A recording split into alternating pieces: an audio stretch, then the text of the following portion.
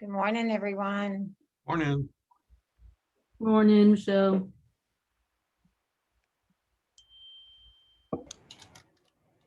Jennifer Baker, is that your daughter? That picture? Yep, that's my mom and my daughter. Tell you what, you guys could be cripples. There's I agree. That's why I love that picture. My mom turns 80 this year. really, It's great. thank God. I look like Thank that. y'all. How old's your daughter? She's 21 and she's a third grade teacher at Parr Elementary. And I know that's not what all you asked, but she's a teacher already. Yay for her, making money, not mine anymore. Tell her I got a job for Yeah. her.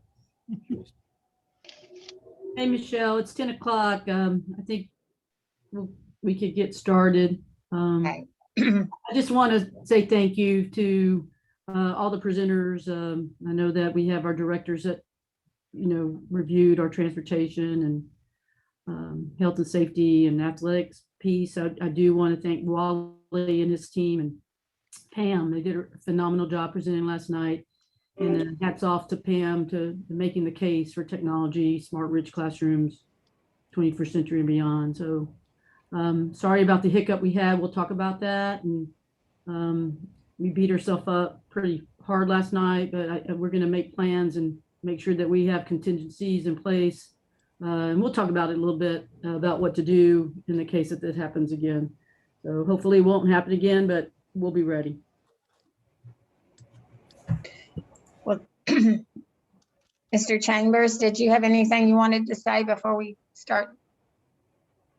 No, just obviously, I thought you can always tell how well a presentation goes based on the conversation afterwards.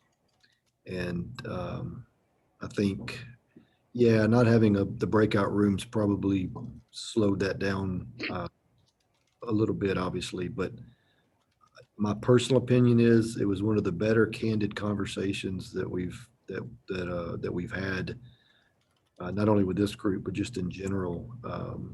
And so I'll talk, I mean, Michelle, just however you want to do it, I'll share my thoughts. I guess my takeaways from last night. Yeah, we need to, I mean, sometimes technical glitches happen in Zoom, who knows what happened, but I am so ready to get out of Zoom meetings. I can't even. Me too. But anyway, so if anyone wants to make a motion to move these meetings back to in person starting in June or when we think it's reasonable, just hold on, don't get me fired yet. But I know I share your, what did Bill Clinton used to say? I feel your pain or something like that. I feel your pain. Not that I want to quote Bill Clinton, but nevertheless, I would like to, we'll talk more about that, Michelle, as we get, a little into the spring, but I'm hoping that we can spend the last 2-3 months of this process looking at each other in person, and we've got facilities where we can spread people out and all that. So anyway, that's my contingency to eliminate this problem. But I just wanted to comment real quickly on the towards the end of the meeting, the discussion that had to do more, and this is not specific, Wally does the best he can to make tech services and the support infrastructure sexy. That's hard to do, man. I know. Well, Wally's a sexy guy, and he can pull it off, but it's exactly, he's a gator. He's a gator. But what I took away, and I hope some of you took it away too, is that as we think about Alief ISD, and I'm going to be candid, most of you do not live in Alief. Most of you do not live Craig Icorn lives in Alief ISD, and there may be another 2 or 3, I don't know, but most of you don't. This is not a critique of that. This is me making an observation. But when you don't live somewhere and you only work there, sometimes we miss, not sometimes, a lot of times we miss what's really being talked about in the way people are really feeling in a community. Probably don't shop here. You don't go to church here. You come to work and you go home. And Alief based on the kids here, Alief based on the school board, Alief based on certain things. And even if you've been here for 20, 25 years, you still don't know truly what's happening unless you sit in the bleachers with parents. And so my point with this is that I think what we heard last night from like Mr. Franklin and Miss Pete, I think was her last name, Mrs. Pete, as well as Mr. Judson, even though he has moved, I think his comment was dead on. We have to keep talking about and thinking about how parents and how community members view the district. Very rarely do we get criticized by the quality of education we provide kids. Hardly at all. Very rarely are we criticized about not providing opportunities for our kids. Matter of fact, they're applauded. They say that. Very, very rarely are we ever criticized about not putting kids first in decision-making to the extent we can. Because of those things is why this district has been very successful way before I got here in educating kids and meeting the needs of the children we have and not the children we used to have and not the children in some cases some people want to have or think they have. But I really think as a committee, as leaders on this committee, whether you're a facilitator or just someone providing support or someone actually speaking to this group, We need to keep thinking about where their minds are. And last night was a good example of where their minds are as it relates to athletics, as it relates to just perception. They all, Ms. Pete made a comment. She says, we're all about the books here. She goes, we got a facility that's state of the art for kids going into auto tech and all that. They recognize that. They know that. But they're also cognizant of what others view of the district based on visiting the stadium or visiting a facility. And so, and I didn't say it last night, but I'm going to say it at some point. If there's ever a conversation within the group that begins questioning, well, should we spend X number of or should we spend X number of $1 million on something extracurricular, fine arts wise, whatever it is? I'm going to tell them, I'm going to say, listen, my expectation, and it has been since I've been here, my expectation is that we provide the brick and the mortar, the best facilities we can for our kids, as if a parent at Seven Lakes High School in that community expects it, or Highland Park, Dallas. We cannot, us, me, you, including me in this, we cannot accept substandard facilities or substandard, and I'm just talking about brick and mortar right now, but substandard stuff, whether it's a scoreboard, whether it's a practice field for a marching band, for our high school marching bands, whether it's a facility for third graders to do a play. I don't, or a $90 million, however much it costs this facility for our career technology education kids. And I want us to have it, because that's what I heard those parents saying. I heard them saying, I want that for our kids too. And so it's I just, that's my takeaway, Michelle, from last night. The present, Pam, it goes without saying, we expected Wally and Pam to do we expected that.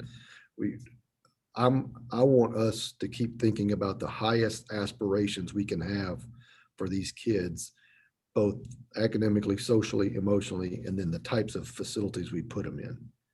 And if I could bulldoze every building down tomorrow and rebuild them brand new, I'd do it. But we know we can't do that. So we have to, but I want us to be thinking about what makes this community proud. And when others come into this community, we talk about enrollment all the time. We talk about mobility all the time. Well, I talk about it all the time. We talk about the transactions of kids coming back and forth. Scott will tell you, our athletic folks, our fine arts, Renford will be able to tell you, Michelle Lopez will tell you, we lose kids all the time to other districts that do not offer what we offer. They don't have what we have. But a scoreboard may make the difference, or the way in which a parent views the district's commitment to that particular thing of which is important to them. They view that as important. In 2004, Scott, I can't remember if you were here. I think you were here in 14, 15 when we were going through the current bond. We brought up we brought up school boards, and at that time, there was no appetite for it. And that's just the way it was. Everybody was singularly focused on career technology. They were focused on that facility. They were focused on professional development, and that's good. I was too. I mean, I was a part of that. But I just want us to not only hear the words that were said or recall the words that were said last night, but think about and reflect from where those words came from. And there's for every Miss Pete, for every Mr. Franklin, there's 100 thousands more of them out there that they just don't say much.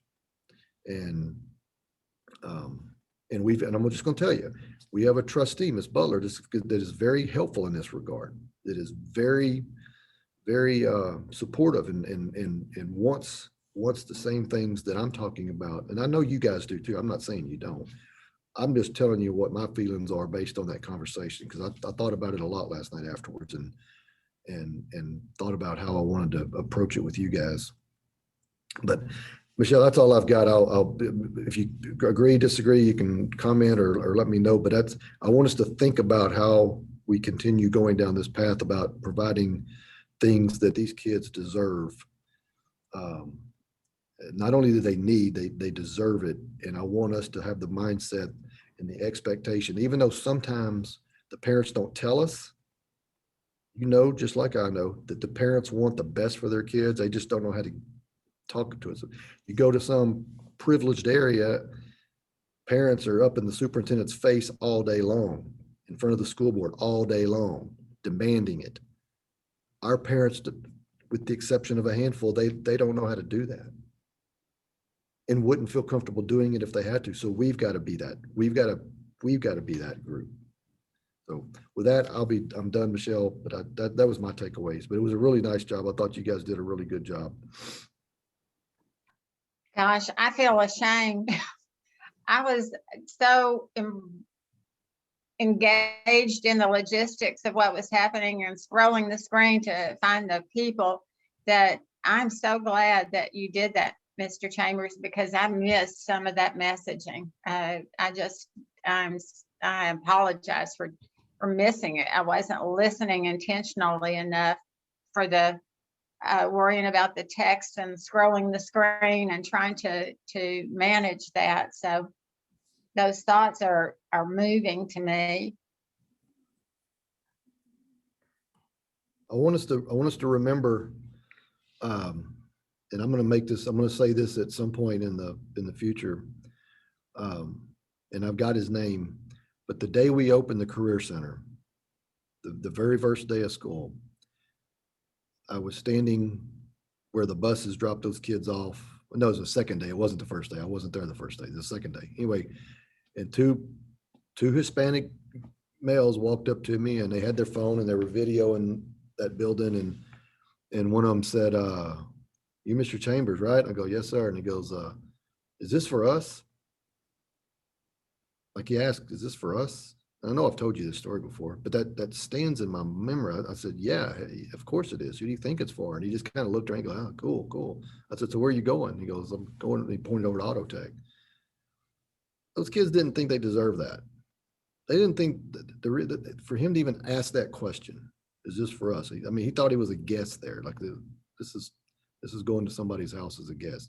That's how I want us to, that's what motivates me to want the best facilities we possibly can have for these kids so that they don't have to ask that question, is this for us? They have a built-in confidence about that, yeah, it's for them, and damn it should be for them. You know what I'm saying? I mean, I'd be disappointed if I didn't have that. So anyway, that's it. I'll shut up. No. So H, is this the first time that conversation has bubbled to the surface in a group where there was a platform for it? Now some of you guys, y'all meet with families all the time, so I'm not gonna say it's the first time it's ever bubbled up. I don't, this is 6 years ago and lots happened in 6 years, but I don't recall this discussion impacting me the way it did 6 years ago in terms of just listening to their words and the inflection in their voice. But yeah, I mean, I think we talk all the time about in some cases we have to fight for these kids because it's not that no one else is fighting for it. Well, in some cases it is no one's fighting for them, but in some cases the people that would fight for them don't know how to fight for them. They don't. In some cases they don't even know they're in a fight, and so these parents last night, they recognize we're in a fight.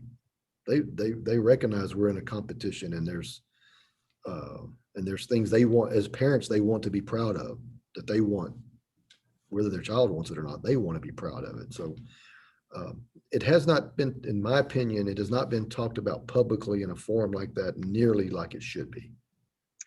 There is.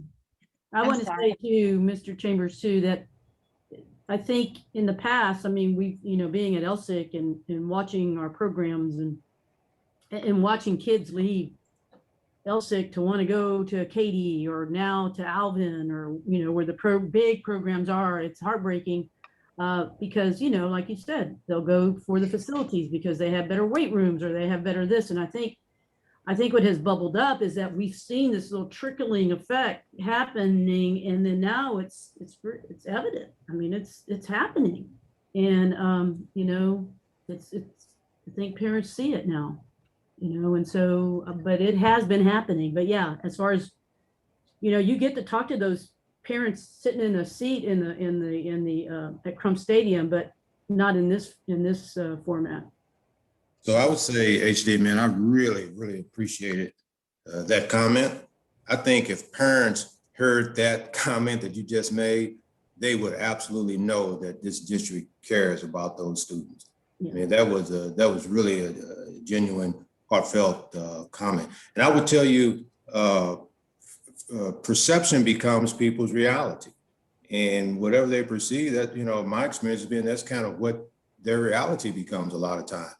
And when I first moved to Houston, one of the first places I was told to look at was Alief because of the school district.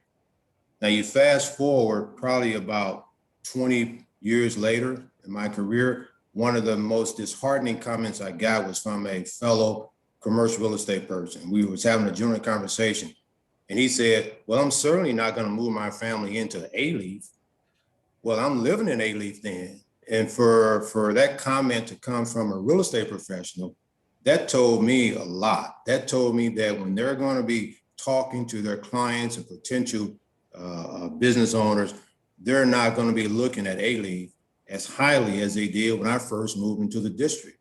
And so that was their perception. And to some degree, it became their reality. So I totally agree that those type of comments and those kind of conversations need to stay at the forefront. I'll just say this, and I know I've said this 3 times. I will be quiet after this, Michelle. I Want you to be quiet. This perception thing that we've all, for those of you that have been working in Alief for a long time, and for those of you that are relatively new to Alief, that perception, Ed, has been there, like you said, probably for the last 15, 20 years. I don't know. It had a lot to do with the community. It had a lot to do with not so much the school district as much as the surroundings and some of the getting lumped in with Southwest Houston and all the way the media portrays the community. But what makes it doubly important for us to think like this is that we don't have a city. There is no downtown Alief. There is no mayor of Alief. There is no, I know Barbara Quattro thinks she's the mayor of Alief, but there is no mayor of Alief. There is no city manager.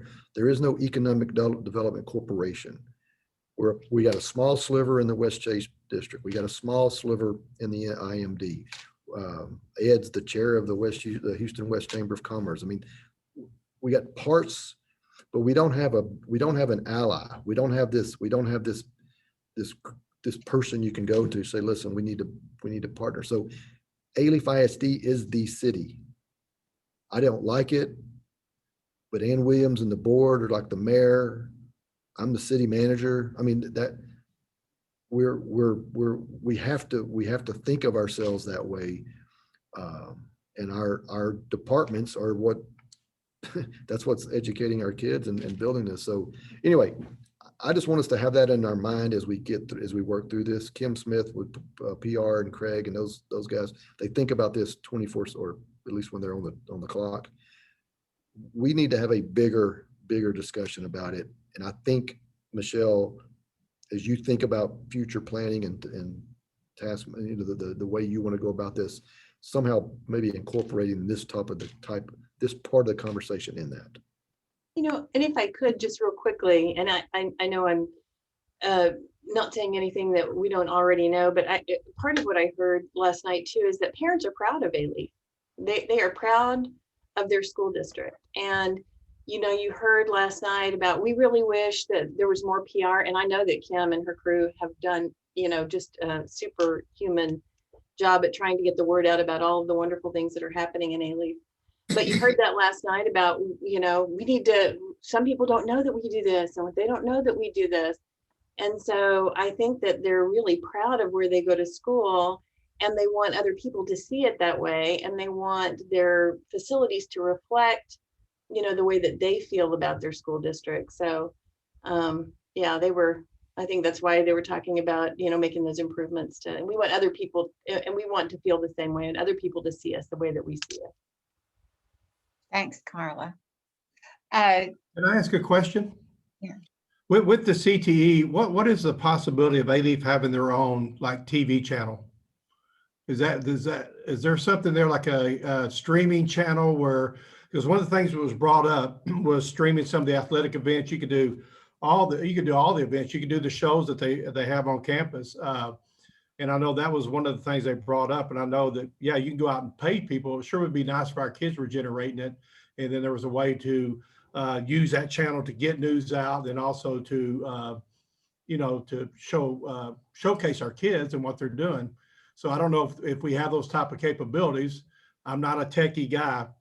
I'm still amazed to see everybody on the computer. The building was built with the equipment to be able to do that, but not necessarily with the tower on top of it. But all you have to have is a TriCaster. And so like if y'all, I mean, and you can stream from anywhere with a TriCaster. It was, that's. And the reason I brought the that up ability's there. because I think one of the things they talked about was is the community being educated. And if you had a way to have a channel to another way to get messages out to them, where they were, where they're almost like their own live streaming channel, that's something I think if it's possible, that would help. You know what? Get news out to them. Hey, Go ahead. oh, sorry, this is Kimberly Smith. So I'm calling in for my phone because I forgot to bring my camera today for my computer. Anyhow, yeah, so I've had many conversations about broadcasting, and also with staff members, but as well with Bobby Getch over there, digital media. And there are lots of ways to do this. When you're talking about like putting in a station, that type of capabilities, that is massive. Then you're talking about FCC licensing or licensing just in general. The easiest way to do it would be to do it internet-based streaming. And absolutely, we do have that capability to do it. And I think you and I talked about this, about whenever a scoreboard could be installed, that they actually package in the media part of it, where the cameras are included, and things of that nature, so that kids actually get that real life experience of broadcasting live events, outdoor events. So yes, all these things are definitely possible. But just because you create the station doesn't mean that you're going to get the audience. So that's another thing to think about. Yeah, Hey, this is Gerard. So, as we all know, that we do stream live stuff. I mean, board meetings, we stream all the time. And so we have the capability. There's nothing for us to purchase anything. I mean, tell you the truth. As Kimberly said, it will be a internet-based, stream, obviously. And, we have the capability, we have the equipment. The things that we lack is data ports wherever we decide to stream an event. So for example, if you want to do a football game, we have to have a data port that's accessible in the up in the very top part of the broadcast area. But then you only get one angle shot, So, we have it, and, it's just a matter of, doing it, and so it's not going out and buying stuff. We are leveraging what we already pay for every year. It's just a matter of checking to see, if we have the network data ports available, whether it's in a basketball gym or a football stadium or a theater, whatever the case may be. All right, let's give this back to Michelle. Michelle, Yeah. you can have it back. Thanks, Mr. Chambers. There are so many answers that we have for what we perceive as the issues that were surfaced last night, and gosh, the ones that Mr. Chambers talked about so eloquently. I think that before we start providing answers, we have to be sure what the questions are. And that conversation may have had its beginning last evening. And personally, I feel like that conversation is broader and much more important than the bond conversation. I don't think with the people that you have on the committee, I don't think you'll have any problem passing this bond. In fact, some of the problems have been in trying to pull back and not ask the people for more than they can afford, because they're going to be willing to give you almost anything that you want. But I don't know.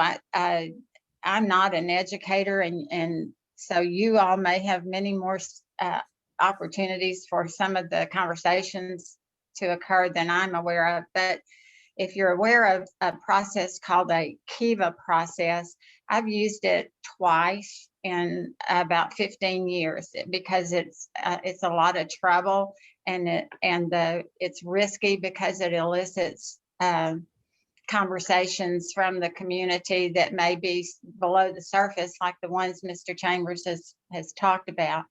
But it's a half-day event. It requires a lot of planning, and I'm not going to go into the details of that. I will with whomever, if anybody's interested in hearing what that does. But I actually used it in Katy when there was and this was years ago, when there was a growing division. At that time, it was between old Katy and the new people that were coming in, and that's something that happens anytime a large mass of population surrounds a small city that's had an autonomous identity. But we did this process, and the questions and the honest exchange of conversation was really beneficial at that time, and really had effects that lasted for years. So I'm not volunteering for that. I can tell you about it, but I'll do that if you're interested in hearing the rest of the story. So I don't want to redirect this conversation anywhere except to the meaningful things that you're already discussing. But generally, I was very pleased with last evening, even with the technology glitches that we had that were no fault of anyone on the ALEAF team. But I just felt that it was rather a divine intervention in our process to pull us into an area that was needful and meaningful for those parents. So I hope you felt the same way. Does anybody else want to comment on that? So I thought we finally got around to some dialogue. I was a little concerned early on that there was not as much interaction and comments from the group that I would have liked to have seen. It seemed like it was difficult getting folks to comment. So I would probably have liked to have seen a little more dialogue, although in the end we really got into some I think some good dialogue, but I think that we could have had more folks raising their hands and participating. I agree with you, Ed. So do you want to, Hilda, do you want to move into the technology issues? I don't want to stop any conversation here, but so if you have something to say, please just jump in and give us your opinion. This was way more than a bond meeting last night. Hardly any of the questions had anything to do with the presentations. I tried to direct them that way with the springboard questions, but they just wouldn't be held back. They had some things that they needed to say. So it kind of makes me wonder if I mean, I do like the breakout sessions because you're getting specific information and they're coming up with these burning questions that relate to the topic. However, it could be restrictive too in their thinking. So maybe we need to think about having some time to have that open discussion, as long as we can contain it and, not go down a rabbit hole or something, but maybe we have that time embedded for those. And I knew it took them a while, Ed, but I had a feeling they were going to get warmed up, and they did. They got warmed up and they started asking, good questions and making comments. So maybe we can think about that. Hilda, are you saying instead of breakout rooms? Just no. Okay, you mean in the breakout I like the breakout rooms too. I think you need that specific time to bring those thoughts together. But I think if we didn't have this glitch, I don't know if all this would have came out. I'm not sure. So I think you guys, number one, did such a really good job putting together those presentations with enough information that removed a lot of questions that people may have had.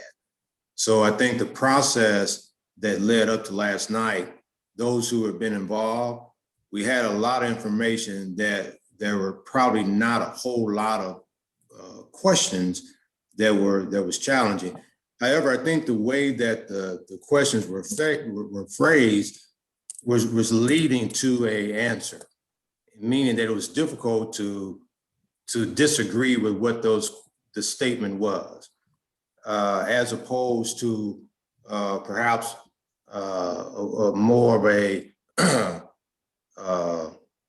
I'm not sure dialogue question, but it seemed like to me I was sensing that the questions were phrased in such a way that it was leading to a specific kind of answer. It's hard to say I do not agree with more technology for, and I can't remember specifically the questions, but if you read one, I can probably tell you what I was thinking. But it seemed like the questions were leading to an answer, to an already designed answer.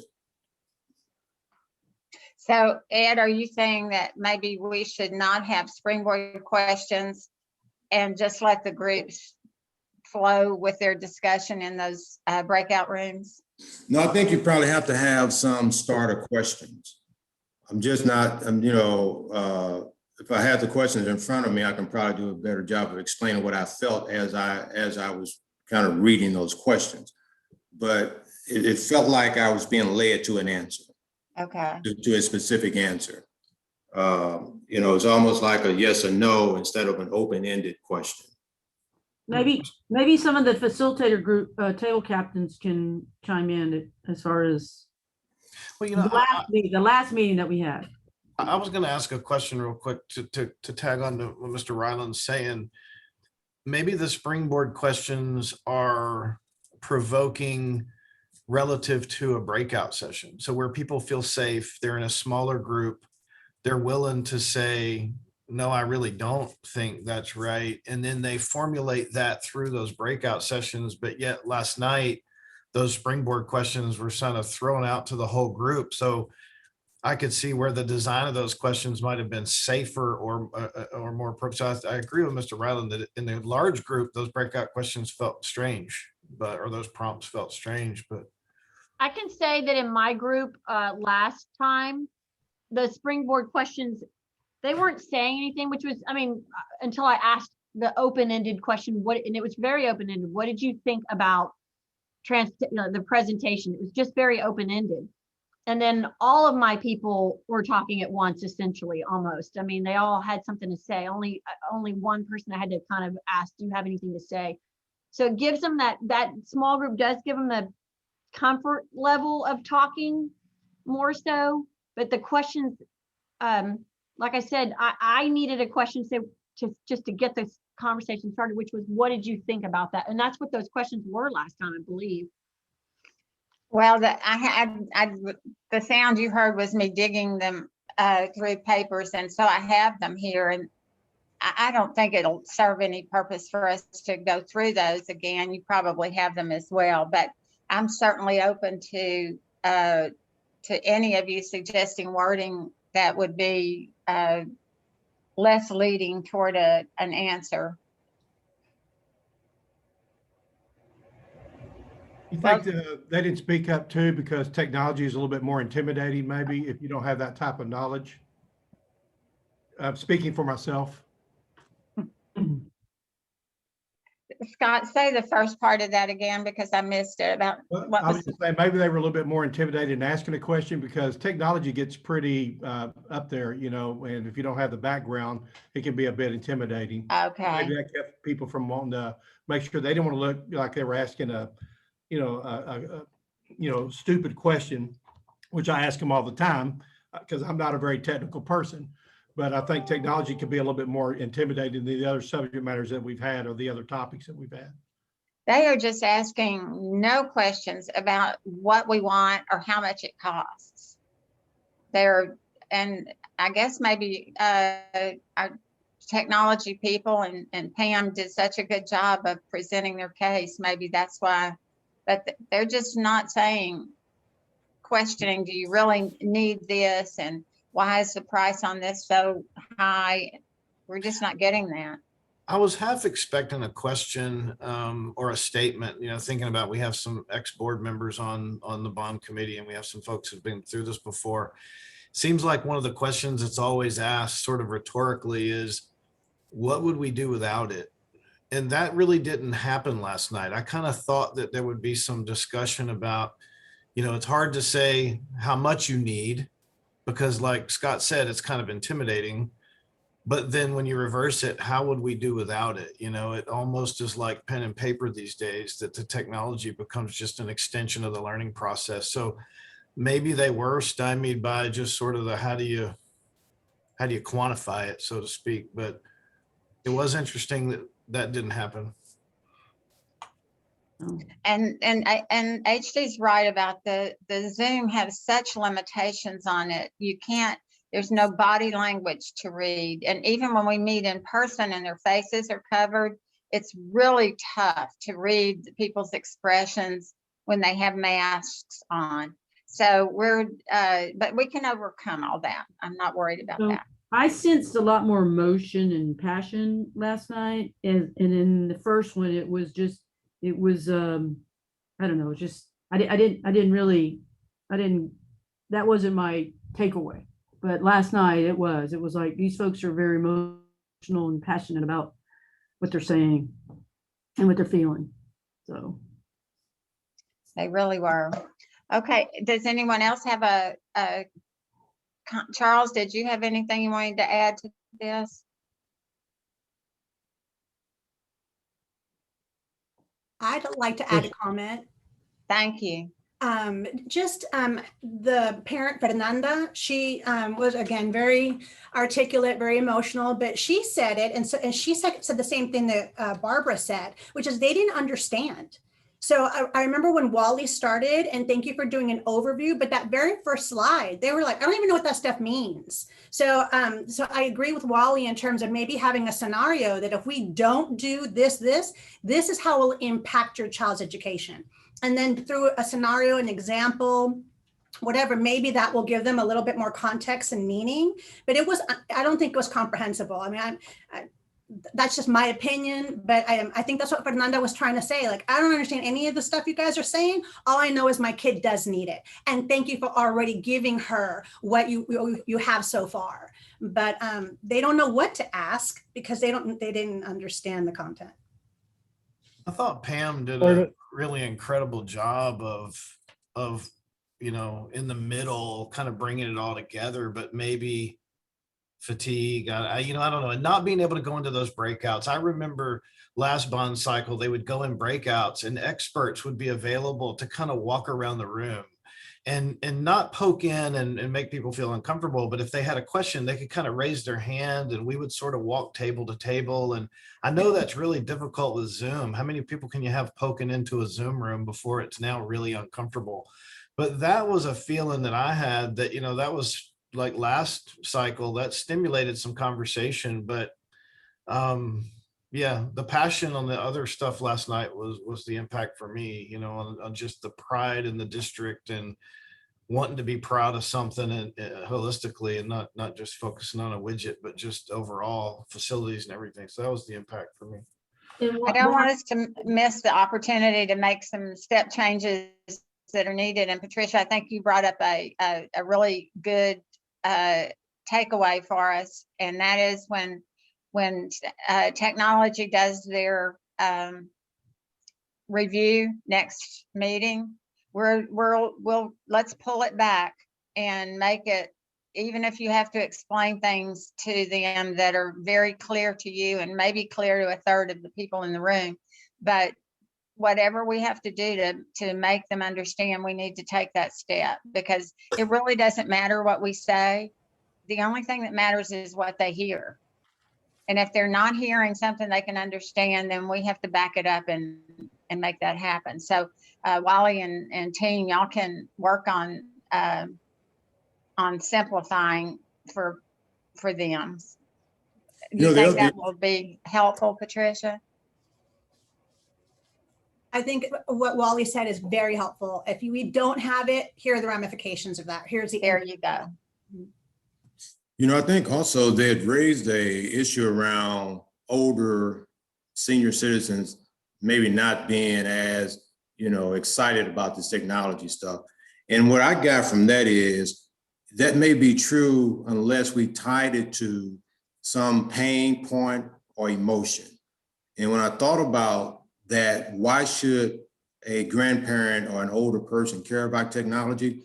Well, they may not care about technology for themselves or their kids, but they may care about it for their grandkids. So it's tying it to an emotion, tying that information to an emotion. They may not care about how many gigabytes or what the infrastructure is, but they may care that when schools thrive and do well, that means that the value of their property will maintain and not decrease when schools do well. And so that's a financial implication. So it's tying to a pocketbook issue. They may not care about, you know, how many laptops we have or anything like that, but they may care that technology is tied to their health, and how we use technology now may determine how healthy they are. And for us to train up our kids around technology that may be the next invention for, so tying it to something that, you know, as a senior citizen, I'm concerned about health. I'm concerned about quality of life. You know, many folks are sitting at home even before the pandemic, and the quality of life may not be as good as it should be, but technology can perhaps improve that. So I think if we tie the messaging along with the technical side of technology to the emotional side, the pain points, the quality of life, the benefit in a common, you know, sense way where I can understand it, then I can make the connection. But if you're just talking about technology, you're probably gonna lose me unless I'm really excited about technology. But if you tie technology to my grandkids, to my financial pocketbook issues, to my health or to quality of life, then you may have me on board as an advocate or a supporter.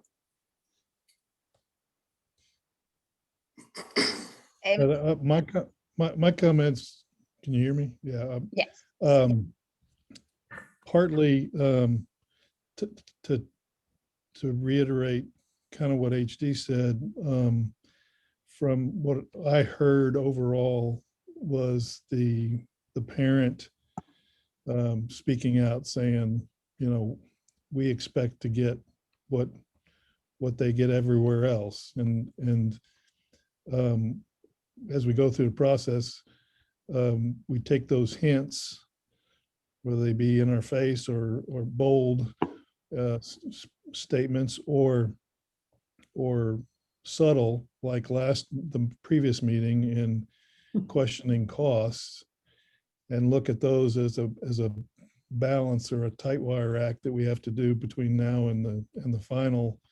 And if somebody gives us an indication that something's exorbitant, then we need to review it and see if there's a way to trim that down or provide a more close estimate.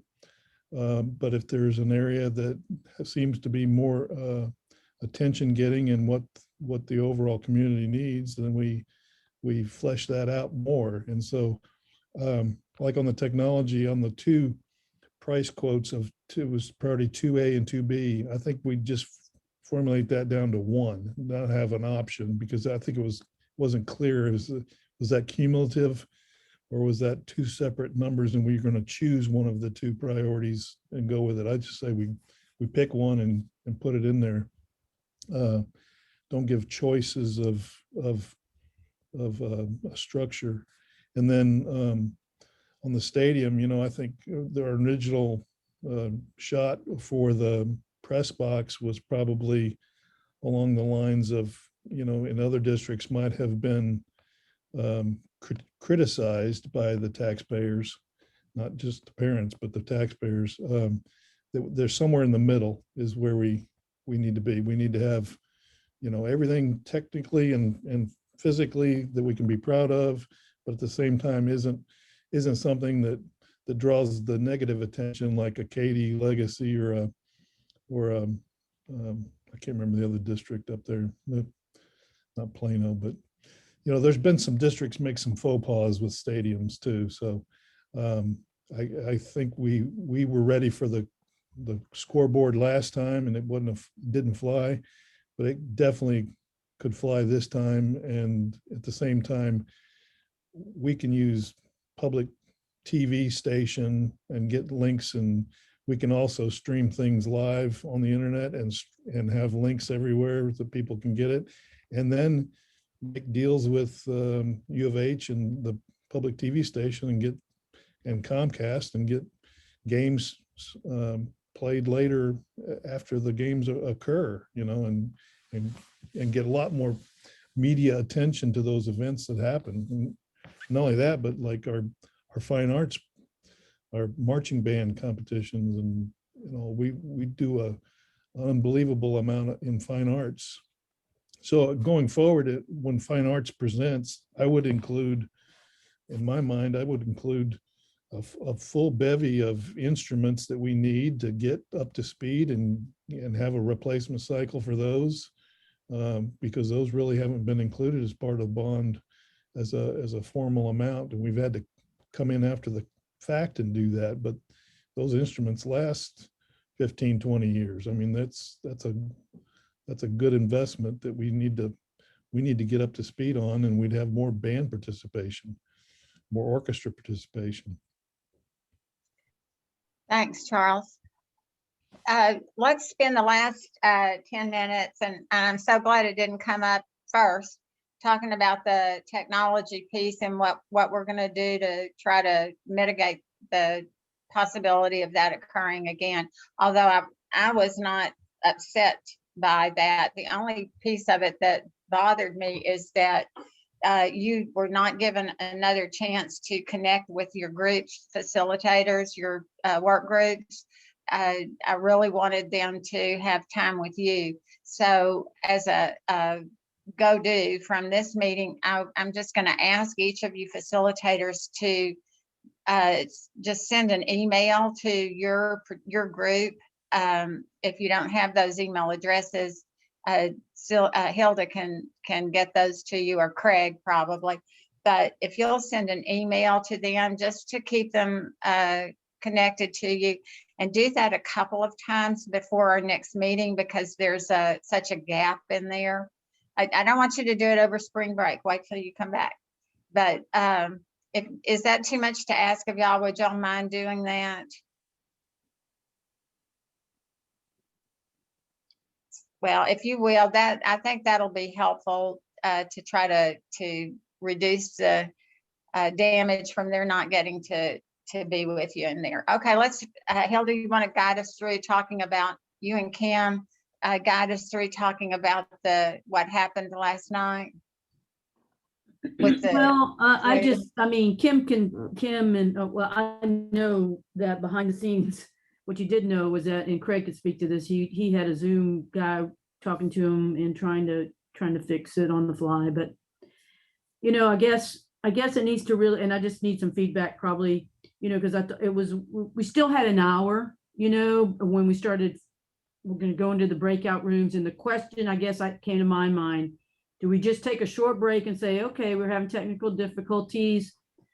There was enough time maybe to say, can you sign off, and then we're going to send you another link, and then we'll come back. Now, the whole point of that is we probably would have got back in sync with the breakout rooms, but then the other question is how many people will we have lost?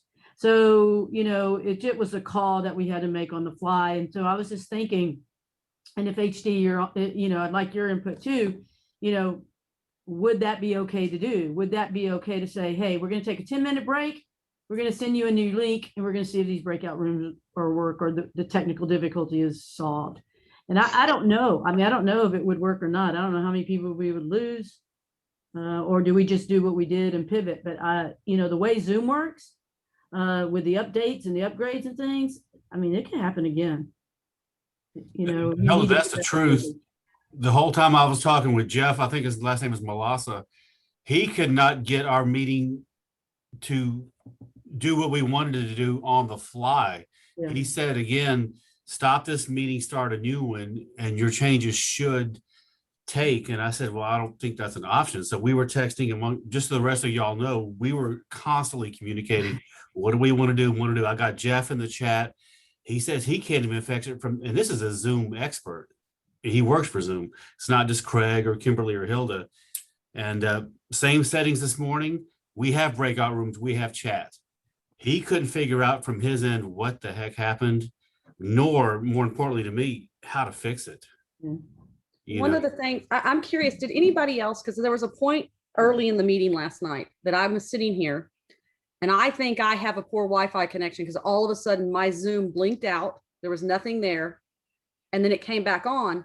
But when I immediately looked to see if I had a poor internet connection, I did not. And it was after that that I had no control buttons at the bottom. Wow. Yeah, So I'm wondering, I was gonna say, it's been our experience supporting Zoom just from a help desk and a campus perspective with teachers, that anytime a little glitch happens like that, it's kind of that old reboot, you know, you shut the meeting down, you have people rejoin, and all of a sudden everything's perfect. That's really hard with 85. But is that, people. yeah, that's logistically gonna be Yeah. really difficult. Yeah. I was thinking more along the lines of, was tossing around with Hilda that what if the host, Craig, or whoever was the one that created the meeting, passed the host control to somebody else who wasn't seeing the problem, then he restarted his application, rejoined the meeting, and they gave the host back, if that wouldn't have fixed it. Besides the fact that we had, I think they said that there was a release that came out, a decent release yesterday. Is that what they Yes. said? But we had a bunch of people without chat too, though. Yeah. So Yeah. it's kind of all over the map. because And, see what, Wally, we, per Michelle, we have chat turned off because that was recommended by other facilitators who have done bonds with Zoom. Because what can happen with the chat is it can take over. Just So blows once we realized that things were not going well last night, well, that was the other interesting thing. Even though Craig, we had chat turned off, chat was on. So then we turned it off. And then when everything went south, we had to turn it back on.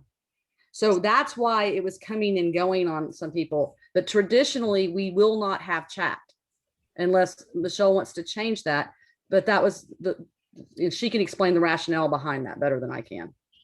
So could we have a process in our mind that is plan B if it happens that instead of it being just whoever wants to speak up, that there's a kind of we could force go to those 8 groups or those tables and ask somebody from one of those 8 to say a few words about the presentation and all. So we've kind of force around the whole group to get everybody's opinion, because I think, like, whether it's fear of talking in a group or what, there was just, I know everybody on this call today probably wasn't speaking because they're not really part of the voting committee part, and it needs to be the community that's speaking up. But to kind of force it across the whole group of the community members, maybe we just have that as our back pocket, that we go around the table of the 8 tables and say, okay, somebody from table 8, which is these, everybody knows. That's a great that part of idea. that. Yeah. Well, there is a Q&A feature where you don't have the chat open, but people could submit questions in Zoom, and then that way they could be brought up by whoever the moderator is. So that's a piece, and maybe we have all of our leaders change their names to say Group 1 facilitator. You know, people in A-Leaf, we can change our names if it's real easy. Some folks don't in the system, so at least we could call on people with table 1 or table 2 or table 3 and know that we're getting feedback from unique groups. So Johnny, you're saying there's a feature on Zoom where they could submit a question?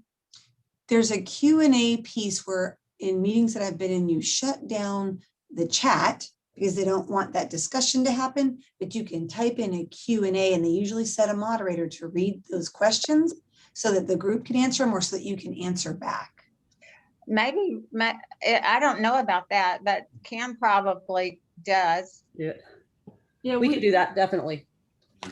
Where is that feature, Kim? You have to turn it on when you set up the meeting. Oh, okay, got you. Well, it's, you Just know, good to know. we may have done one of those, reactions to something that didn't happen. That this group may not misuse the chat. What this, the person I talked to said that when she did a bond committee on Zoom, that the chat became like a little community in itself, and people started lines of discussion that were not related to what was going on in the meeting. So I suggested that we close the chat just to preclude that from occurring. But if this group is not unruly, I think if I asked them to just confine their questions to the chat, they would probably do that. Yeah, to the topic on hand. Yeah. So Charles, do you think even if it was early on, if we figured this out early on, the breakout, we had a glitch, you think even if we had a, you know, it was like, I don't know, 15 minutes into the presentation, you think sending them another link would be too disruptive? I don't know that it would be. It would be disruptive if it happened the second time, I think. But I think we could probably get everybody back in, or most everybody. Especially if we set that expectation in the original invite for the meeting and said, hey, if we have a problem like we did last time, we're going to resend out an invite immediately, and we'll have everybody rejoin. So pay attention. If you get cut off, this is what you go look at your email, and you're going to have a new invite, and we're going to try a second go around. I think if they knew that up front, that would be okay. And we could have that already pre-set up. So it wouldn't be like we're scrambling to set it as that happens. We can have another meeting set that's running simultaneously. We just never go to it. Well, you know, I was going to suggest that most of the time when we've been able to fix it, and I don't know this is a quantitative statement or whatever, we haven't had to schedule a new meeting. It was just simply the act of shutting the meeting down and restarting the meeting, and then everybody rejoin, and everything's generally okay. I don't know that we've been accustomed to setting a whole brand new meeting with all the same settings that's duplicated, and they have to join a different link, but that might take some testing. But yeah, I think maybe we just say shut down 5 minutes, go take get a little drink break or whatever, and come back in 5 minutes, and we'll be up. If, you know, now if it's later on in the meeting and we're just like, no, that we're not gonna do that. We're just gonna pivot and move. So I think that, Gerard sent a link about the Q&A. I think what the Q&A does is it still gives the users what they feel like is chat, but not everyone in the room sees all the chatter. And so then you have a moderator who can see those Q&As and then pick and do them in the order they choose. And so people aren't distracted by the chat, so to speak. So you could submit so it's like a chat, but only with the moderator kind of thing. Well, I think that's I only applies like to the HG's suggestion that we move to in-person meetings at a point, and the point that I'd prefer is before they begin to do their deliberations. Just because if this happened at that meeting when they're actually making their selections, it would have been a disaster. Yeah, I think, I don't know who said it this morning, but our Center for Talent Development has a huge room in the middle of it that we're going to use for performances and things. We could really get some 6-foot separation of this group of people in that room with microphones and all. And I think we could conduct that fairly safely and have breakout rooms on the sides that they could still socially distance. So if we start having board meetings in person in, say, May, then I don't know why we couldn't get this group together and even offer a video link for anybody in the committee that still didn't feel comfortable in coming in. That might be an option too. They could still participate virtually. I just want to also say before we get through that the way that Pam did her presentation last night, I just as, just as a teacher, she just came across the showing the previous 20 years and the pictures and what it looks like in a classroom. I think that if anything, I think guiding forward, we need to have, if we can't do in-person visits of facilities, we need to do some short videos like of the going into the press box and what it looks like in there. Because nobody on that, hardly on that committee's ever been in that press box. Showing what it looks like in a band hall and what it's like on some of the fields and what some of these buildings look like up front, up close and in person in the community. You know, some that we've done the facade, the new face on, because to tie it to Ed's comments about property values and everything, you know, that's one thing we did in the last referendum was put a new facade and walkways and signage on the front of a bunch of our elementaries, and we've heard nothing but great comments about the community around those schools and how it improved the overall feel and look of the school to the community, and so they just don't get to see that. They don't, most of the people in that committee from the community haven't been in a classroom, you know, in a long time, and so anything we can do to show really what it's like on the ground in this area, like Pam did, I think is a home run. Charles, what about like when we first, I mean, and this could happen at each meeting, we could be intentional with some of our videos, but we could also be just subliminal in the other ones. Because, you know, last night people started getting on that meeting at 5:40. So if we had just a loop of videos that was playing just constantly as we're letting people in, because last night it was like, everybody just kind of sat there. Some of us who knew each other said hello, but kind of just a constant, it's on a loop and playing, showing, and we can call it, you know, highlights of the district or whatever. And it could just, or a slideshow type thing. I don't know, something that's playing, just a thought. Be to highlight the 2015 bond referendum.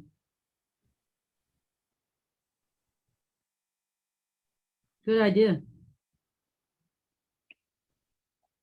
Would that be something that comes from Kimberly and Craig? With help from others. Thank you. But I think we already have We some got of a budget. those. We have lots of pictures. We We have lots of pictures, and to put them into a slideshow type thing with some music playing is not a hard thing. Yeah. And, you know, I could send it upstairs and ask some of our There audio you video go. kids to help with it. There you go. Yeah. Produced by. Well, I don't want to prolong this because I know you have day jobs that you need to get to work on. So I think we've just about covered everything and contingency plans. You have something, Ed? I got one quick comment that we probably don't have to talk about today, but maybe at a later date. Yesterday, when we talked about replacing all of the phones or putting all new phones or replacing all phones in every classroom, I was a little confused or had some thoughts around that and the price tag associated with that. If everyone is carrying smartphones now, why do we need to have phones in every room? And so for a later discussion, I want to get some clarity around that. That's something that we probably should cover in our review on the 15th, right? Yeah. But just quickly, the legislature made it part of the law now that we have to have a communications device for 911 calls or emergency calls from every classroom available to every staff member. So we had phones before that, but not everybody has a smartphone that's part of their job or that is available to them. So the smartphones that he was talking about, I think more was along the lines of kids and parents or everybody in the world is carrying a smartphone now, just about, but not 100%. But from the classroom, we have to have a reliable ability to call out on an emergency basis, no matter what school it is or what facility it is. And that's part of statute now. What we don't necessarily have to do is replace all those phones. within the next 6 or 7 years. This is a time we brought an estimate of, should this particular phone system that we have be end of life? Because all technology now is having a shorter and shorter lifespan. It's turning over, and companies don't support it anymore. They'll just say, this product is no longer available. You can't get replacements. So now you got 2 or 3 phone systems, in combination. So it's a good question, and we definitely need to clean up that, as well as the numbers that have come up before that people have kind of questioned. That seems like a lot, or why do we need to buy police cars, and things like that. We can kind of have a cleanup agenda item on one of our subsequent meetings to kind of go back and re-review those as to why. But hopefully that helps a little bit. But we'll try and explain it better, what that's for and why it's necessary for staff. Okay. Thank good. you, Ed, for bringing that up. So let me recap my what I've captured from this meeting about what we need to do from here. The obvious is that we'll develop a contingency or some kind of plan for if a glitch occurs like it did, how we'll handle that. We'll have that going right away. I will try to run those questions, but any springboard questions, if we have them, Ed, by you, and let you look at them to see if they're leading to an answer. That's a step change we can take care of overnight. We will simplify the message in our reviews, so that, especially on technology, so that the committee clearly understands what the ask is. Then also, if we do have to go to a big group rather than the small ones, I'll take the direction to ask for comments from each group so that we can maybe elicit more comments. Someone's going to be looking at the possibility of going to a face-to-face meeting at some point in the future. I don't know when that might be, but then I guess Kimberly and Craig will take the lead on seeing about us running a slideshow prior to the meeting for people when they come on. And then we'll make sure that in the review for the telecommunications that we include why we have to have the phones in every room. So those were all good points. Were there any that I missed that you can think of that I need to add? Well, then, as far as I'm concerned, your spring break starts right now.